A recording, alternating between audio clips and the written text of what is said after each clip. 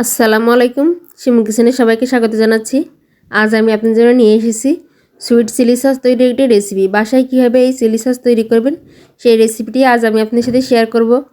আর এই চিলি সসটা কিন্তু আপনাদের চাইনিজ রান্নায় অনেক ব্যবহার হয়। এটা বাজার থেকে কিনতে গেলে অনেকটাই দাম পড়ে, তাই আপনারা বাসায় কীভাবে এই চিলি সসটা তৈরি করবেন সেই রেসিপিটি আপনাদের সাথে শেয়ার করব। আর এটা একবার তৈরি করে আপনারা নর্মাল ফ্রিজে রেখে 3 থেকে 4 মাস অনায়াসে সংরক্ষণ করতে পারেন। তো চলুন কথা না বাড়িয়ে আমরা চিলি সসটা তৈরি করে নিই। এটা তৈরি করতে খুব বেশি খরচও হয় না। আমি চিলি সস তৈরির জন্য এখানে শুকনো মরিচ নিয়ে নিয়েছি। আর এই শুকনো মরিচগুলো এবার আমি একটা কাঁচির সাহায্যে মাঝখান থেকে কেটে নেব। এর মধ্যে থেকে যে বিচিগুলো আছে সেগুলো বের করে নেব। এরকম হাত দিয়ে একটু ঘষা দিলে দেখবেন বিচিগুলো বের হয়ে যাবে। আমি কিন্তু সবগুলো বিচি বের করে নেব, 2-1টা বিচি এর মধ্যে থাকবে। এভাবেই সবগুলো মরিচ কেটে বিচিগুলো বের করে নেব। আমি আপনাদের বোঝার সুবিধার্থে আরও একটা মরিচ কেটে দেখাচ্ছি। দেখুন এরকম হাত দিয়ে একটু ডলা দিলে কিন্তু এর মধ্যে থেকে বিচিগুলো অনায়াসেই বের হয়ে যায়। এভাবে আমি সবগুলো মরিচ কেটে বিচিগুলো বের করে নেব।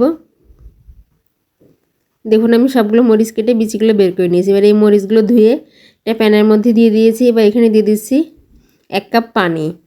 পানিটা দিয়ে মরিচটাকে আমি 3 থেকে 4 মিনিট ভালোভাবে সিদ্ধ করে নেব। এতে করে মরিচটা অনেকটা নরম হয়ে যাবে এবং ব্লেন্ড করার পরে কালারটাও অনেকটা সুন্দর আসবে। এই মরিচটাকে একটু নেড়ে চেড়ে দিচ্ছি যাতে করে সমস্ত দিকটা ভালোভাবে সেদ্ধ হয়ে যায়। দেখুন আমার মরিচটা সেদ্ধ করা হয়ে গেছে। এবার এটাকে ঠান্ডা করে আমি ব্লেন্ড করে নেব। এবার এখানে একটা বাটি নিয়ে নিয়েছি, এর মধ্যে দিয়ে দিচ্ছি 2.5 টেবিল চামচ কর্নফ্লাওয়ার। আমি 4 চামচটা উঁচু করে নিয়ে টেবিল চামচ করে নিয়েছি। এবার এখানে সামান্য পানি দিয়ে কর্নফ্লাওয়ারটা ভালোভাবে গুলে নেব। এই কর্নফ্লাওয়ারটা সসের মধ্যে দিলে সসটা দ্রুত ঘন হয়ে যায়। এবার কর্নফ্লাওয়ারটা ভালোভাবে গুলে নিয়ে একটা সাইডে রেখে দেব। এবার সসটা তৈরির জন্য চুলায় একটা প্যান বসিয়ে দিয়েছি। এর মধ্যে আগে থেকে ব্লেন্ড করে রাখা সেই মরিচেরটা দিয়ে দিচ্ছি। এবার এর মধ্যে দিয়ে দিচ্ছি 2 কাপ পানি। পানিটা দেওয়া হয়ে গেছে। এবার এর মধ্যে দিয়ে দিচ্ছি 1 চা চামচ মিহি করে কুচানো রসুন। আর দিয়ে দিচ্ছি স্বাদ অনুযায়ী লবণ। এখানে আমি 1/2 চা চামচ লবণ ব্যবহার করেছি।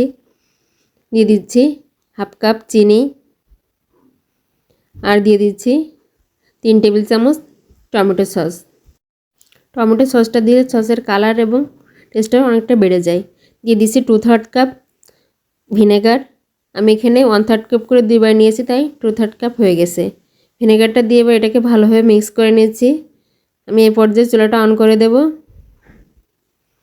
এবার এর মধ্যে দিয়ে দিচ্ছি 1 টেবিল চামচ সয়া সস। এবার অপেক্ষা করব সসটাতে ভালোভাবে বলক চলে আসার জন্য। দেখুন আমার সসটাতে বলক চলে এসেছে। এবার এটাকে 3 থেকে 4 মিনিট ভালোভাবে জাল করে নেব যাতে রসুন কুচিটাই সেদ্ধ হয়ে যায় এবং সসটাও ভালোভাবে জাল হয়। সসটা এইভাবে জাল করার কারণে মরিচ থেকে ঝালটা বের হয়ে যাবে এবং রসুনটা খুব ভালোভাবে সিদ্ধ হয়ে যাবে। আমি মাঝে মাঝে এটাকে একটু নেড়ে চেড়ে দিচ্ছি। আমার 3 মিনিট জাল করা হয়ে গেছে। দেখুন সসটা অনেকটা ঘন হয়ে গেছে। এবার এর মধ্যে আমি দিয়ে দেবো আগে থেকে গুলিয়ে রাখা সেই কর্নফ্লাওয়ারটা। আমি কর্নফ্লাওয়ারের মিশ্রণটার মধ্যে আস্তে আস্তে দিয়ে দিচ্ছি এবং নেড়ে দিচ্ছি। এতে করে কর্নফ্লাওয়ারটা এর সঙ্গে ভালোভাবে মিশে যাবে।